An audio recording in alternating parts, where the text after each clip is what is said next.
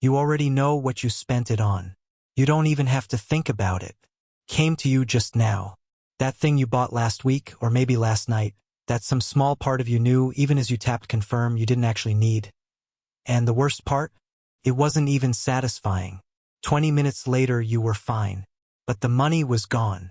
Here is what nobody in personal finance tells you. Impulse spending is not a discipline problem. It is not a willpower problem. It is a thinking problem. One specific kind of thinking error that happens in 3 seconds, and a former Roman slave solved it 2,000 years ago. His name was Epictetus. He owned nothing. He spent years as the legal property of another man. And the single question he developed in those conditions is more powerful than any budgeting app, any spending tracker, or any financial advice on this platform. By the end of this video, you will know that question. And once you hear it, you cannot unhear it. This is not a budgeting lecture. I am not going to give you a list of tips you already know and have already ignored.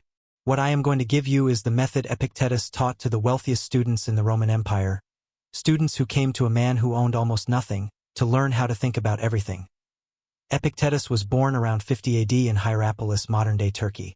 He was a slave from childhood, owned by Epictetus, a powerful secretary to Emperor Nero. No money, no property, no freedom. And yet the philosophy he built in those conditions is still taught at Oxford, Harvard, and the U.S. Military Academy at West Point. Marcus Aurelius, Emperor of Rome, carried it into battle. It has survived 2,000 years for one reason. It works. But to understand why the method works, you need to know the moment it was born. One day Epictetus, his master, decided to test him.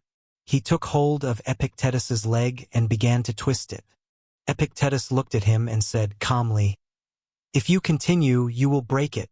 Epictetus continued. The leg snapped. Epictetus looked at his broken leg and said, "Did I not tell you so? No rag, no collapse, no begging. Just, did I not tell you so?" Before you say, "That's insane, no normal person responds like that," think about something else first. Think about a footballer stepping up for a penalty in the final minute of a cup final. 80,000 people watching, season on the line, and they look completely calm. They are not calm because of talent. They are calm because they have taken 10,000 penalties in training. The final is just another repetition. The composure was not found in that moment. It was built long before the pressure arrived. Epictetus had done the same thing. For years he had trained himself to instantly classify every event in his life into one of two categories. Category 1, things inside his control. His judgments, his choices, his responses, his values. That is the complete list.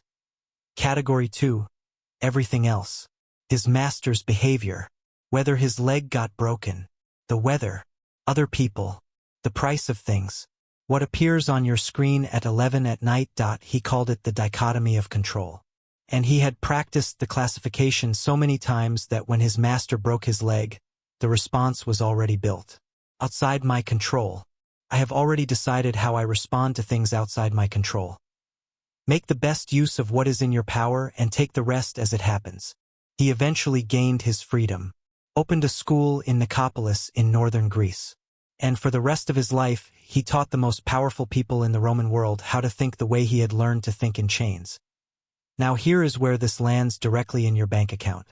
When you see something you want, a deal notification from ASOS, a Klarna offer splitting a £180 jacket into 3 payments of £60, a flash sale on Amazon Canada, a Kogan deal in your Australian inbox, your brain does something very fast. It classifies the desire as urgent, as necessary, as something that requires action right now before the timer runs out. And Epictetus would say, you have made a classification error. The jacket is outside your control. The price is outside your control. Whether it sells out tonight is outside your control. The only thing inside your control is your response to the sensation of wanting it. The moment you correctly classify it, the moment you see it as a sensation and not a need, the urgency begins to dissolve. The numbers here are significant. According to research by Finder, the average UK household spends around £1,200 a year on unplanned purchases. In Canada, that figure is over $3,400 Canadian dollars. In Australia, approximately AUD $4, 000 dot, that is 1 full stocks and shares ISA contribution. 3 months of a TFSA. A complete emergency fund. Gone in small pieces to things most people cannot name 12 months later. Now, the question Epictetus taught his students to ask before every desire. Is this inside my control or outside my control? 6 words. That is the entire method. 2,000 years old. The jacket outside your control. The countdown timer outside your control.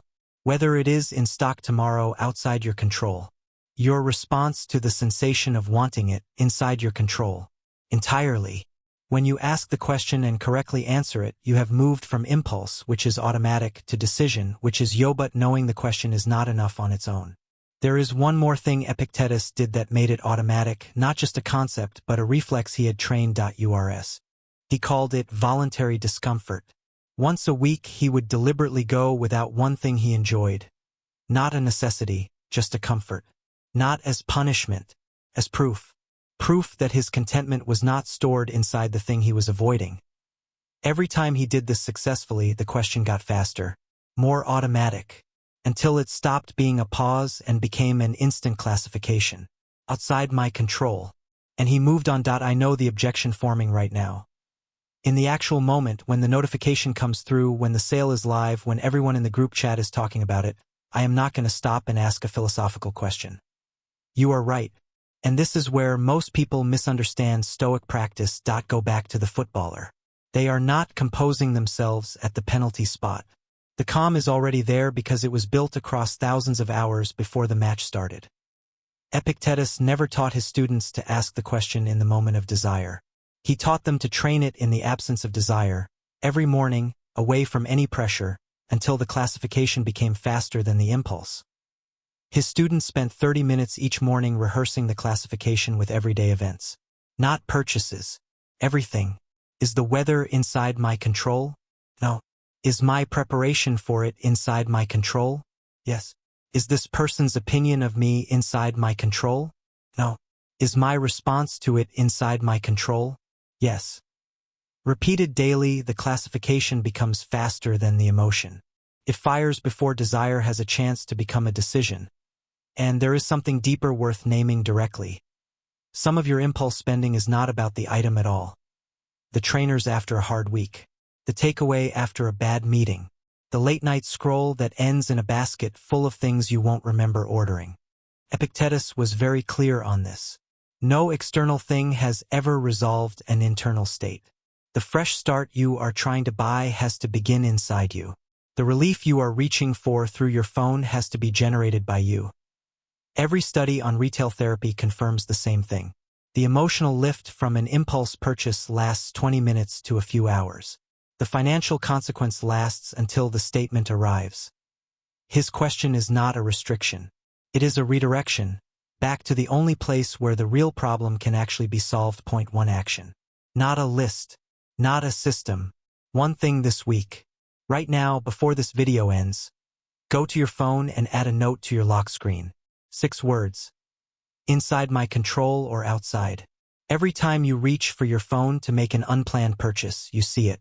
You ask it. You classify the item, the price, the urgency outside your control. Your choice to spend or not inside your control. That is all. You are not going on a spending ban. You are not canceling anything tonight. You are just inserting one moment of classification between the sensation and the decision. Here is what most people find after 1 week of this. They do not stop buying things they want. They start buying them deliberately. And the purchases they regret drop significantly. Not because they spent less, because what they spent felt chosen. That shift from compulsion to choice is the entire thing Epictetus spent 40 years teaching. And it starts with 6 words on a lock screen.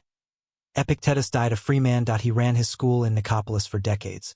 The wealthiest students in the Roman Empire sat at his feet. Emperors sent their sons to learn from him. And when they arrived, they found a man with almost nothing. A simple house. A door that needed no lock. He was offered wealth multiple times. He declined every time. Not because money was wrong, but because he had already tested his contentment against nothing, and found it intact. That is what the question builds. Not poverty. Not minimalism. Proof. Proof that your happiness is not stored in your next purchase. And once you have that proof, from doing it, not just understanding it, the power that retail psychology has over you simply stops working. You are not weaker than the algorithm. You are just out of practice asking one question. Start this week. If this connected with you, I've put together a free Stoic money guide. 7 ancient principles for modern wealth in one short PDF. No email required. The link is in the description. Point 1 question before you go. Drop your answer in the comments. What emotion is behind your impulse spending? Boredom, stress, loneliness, reward, something else entirely. One word is enough. I read every comment on this channel, and the most common answer becomes the next video. If this gave you something useful, subscribe. Every Monday, Wednesday, and Friday I take one ancient Stoic principle and connect it directly to a real money decision. No theory without application. Ever.